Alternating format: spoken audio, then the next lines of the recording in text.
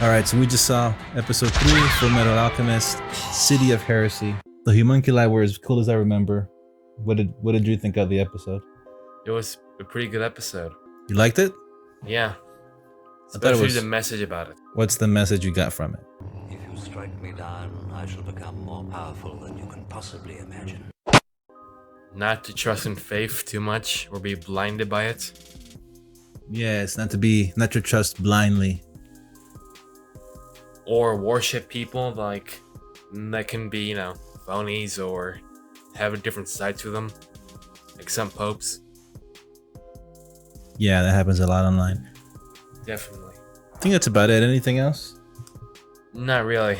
That's the only thing I stood up from it. Well, the action was actually pretty cool. Yeah, the action was nice. Lust was cool. It was better than I remember. And the music was on point. This basically was what's that character from Spider-Man? What's his name?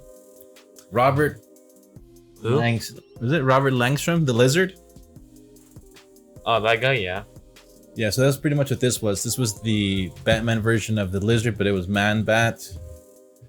And the voice actor sounded a lot like Harry Osborn from the Spider-Man series from the same time. Maybe it's the same voice actor. Could be. It's pretty good. Do you know what the message of this thing, bruh? Oh, I don't know if they all have messages, but what Don't you do get, drugs.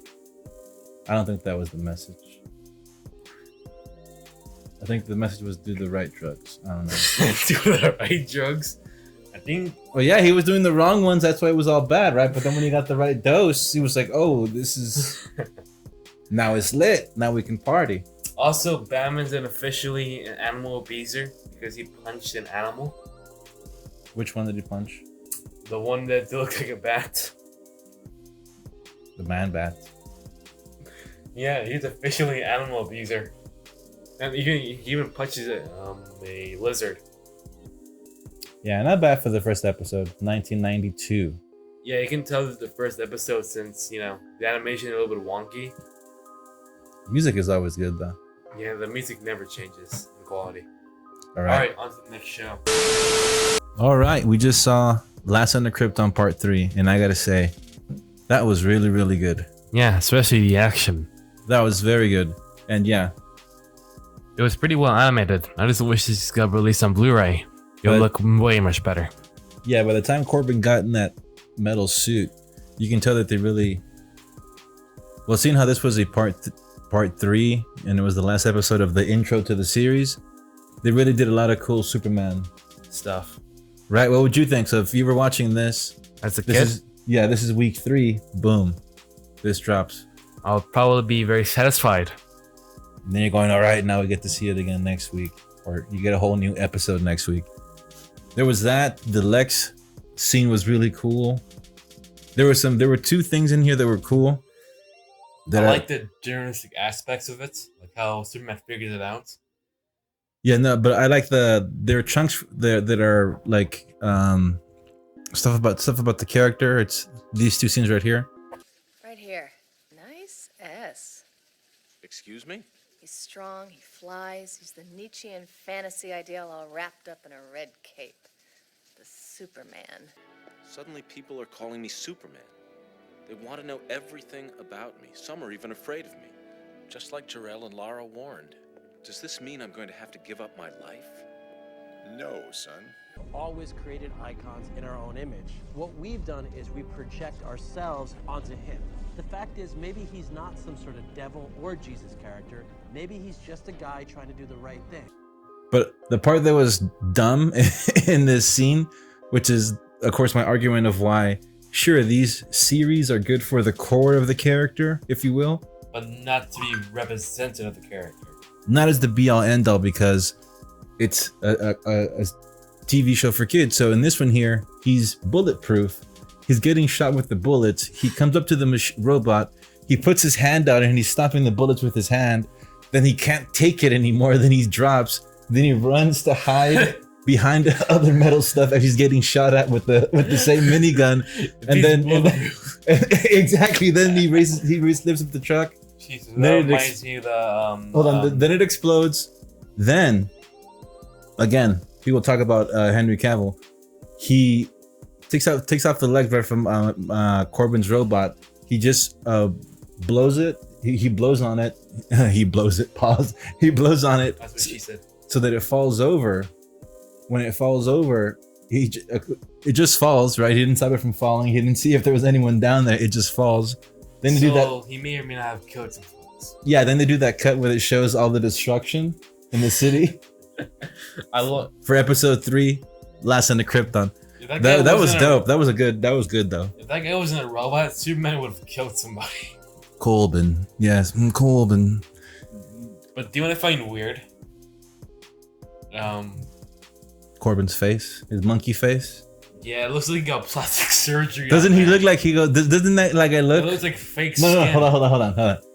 That dude Corbin. Doesn't he look like he should be saying "Bye, Moon Man"? Right? You kidding me? Okay. Are you seriously trying to reference it now? No.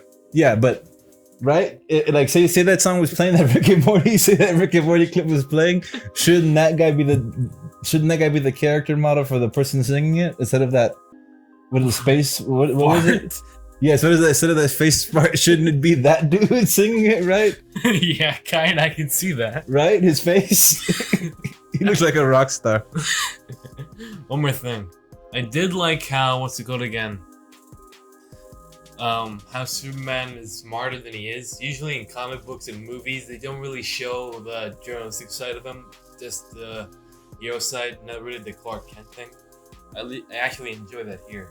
So Luthor just left the back door open for him to take it. It works in theory. Yes, this is very well. It was really good. It was. I can also see why Alexa would hate Superman. Superman exists, and what's the point of having his weapons, right?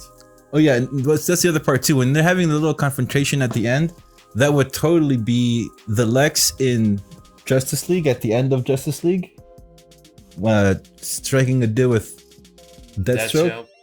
That would totally be the Lex to have that conversation with Superman right there. Yeah, I can see that. All right, next one. You don't understand. I collect princesses because I want to marry one. I'm collecting them all first to be sure I make the right choice. You're both too young to understand, but marriage is a serious thing and lasts forever. All right, we just saw Adventure Time, Prisoners of Love, episode 3. And that one was trippy, funny. Yeah, especially Ice King. He's for sure the standout in that episode. Yeah, this is the Ice King's first appearance. He has the best voice acting in the entire series that I have seen so far. Yeah, this one wasn't as funny as the other ones, but this is... But you did get the little kidnapping thing. Yeah, the princesses, but I've seen this one so many times that because this was like the first episode, not the first episode, but the one that showed off one of the most, I assume, popular characters. I just remember seeing this one a lot in rotation, but yeah, that's do the reruns or just watching it for your own reasons? In reruns because it's every 15 minutes. All right, that's it for that one. And the next one is Dragon Ball Z. A life or death battle. Goku and Piccolo's desperate attack. Well, that's a mouthful. That's a long ass episode, yeah. What'd you think of it? The action was pretty cool, and I genuinely liked it. Yeah, That's all I had to say about it. Yeah, this was the one where I was like, when I first saw it, I was kind of like, the hero dies. Goku has made the ultimate sacrifice to defeat Raditz. I think originally this is like maybe 5 or 6 episodes into the series. So I'm like, is he the good? Like, how could he die? Well, didn't they, what's it called again? Say that he can revive with Dragon Ball, so kind Yeah, of but that was after. And then Vegeta has his first appearance in this one. You mean Meme Man? Let's see what else. Yeah, animation was pretty solid, even for its age. Yeah, this is pretty good. This is like along the line. It was a lot more dramatic when I saw it back then. Well, that's because, well, It saw it the first time. Yeah, and it hit way more. It hit way more dramatically, but that was pretty good though. But Maybe because of nostalgia. It was just like a small taste of Dragon Ball. For what's to come or for the season. It's a lot of foreshadowing.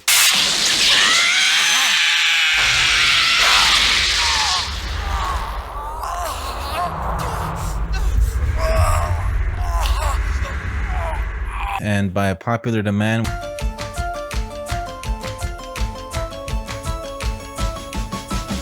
Ladies and gentlemen, behold, the Sass Crunch.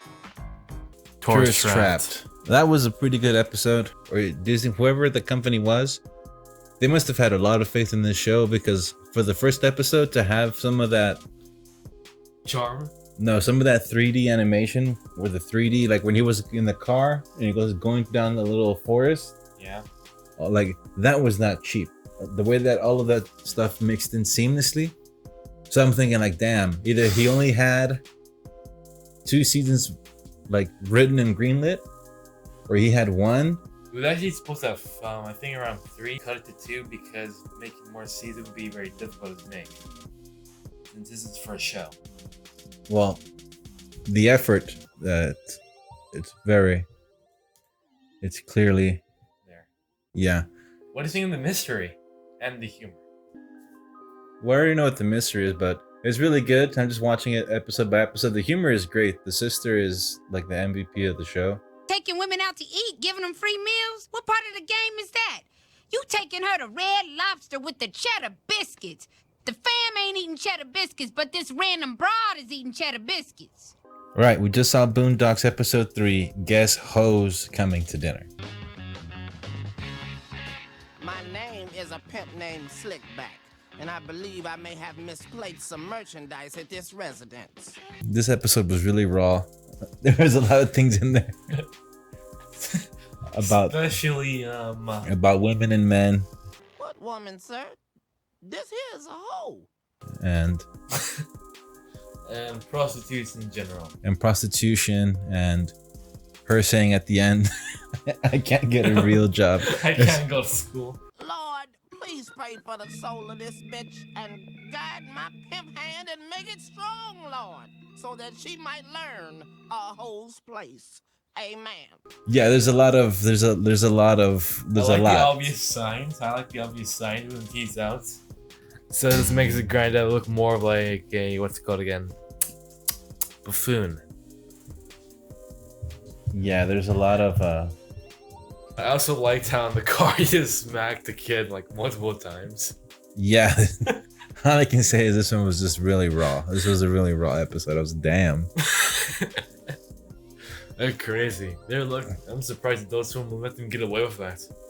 Yeah, this is a Captain Save Me. This one was funny. That's all I can keep saying. This one was really raw. This one surprised me. It was good though. The pimp was also very good. Very good. Yeah, I think that was Cat Williams that was doing the pimp's voice. Who's Cat Williams? I shouldn't talk about sizes. No, that's okay. You big on the radio. That's right. And you're big Turn in it prison. down. And you're Yes, big in ma'am. prison. I've never been to prison. You have 19 several felonies, times. no convictions. Yeah, Knock it off. Prison and jail aren't the same. No. Okay, No. So next time, enjoy the nerd shit. Yeah.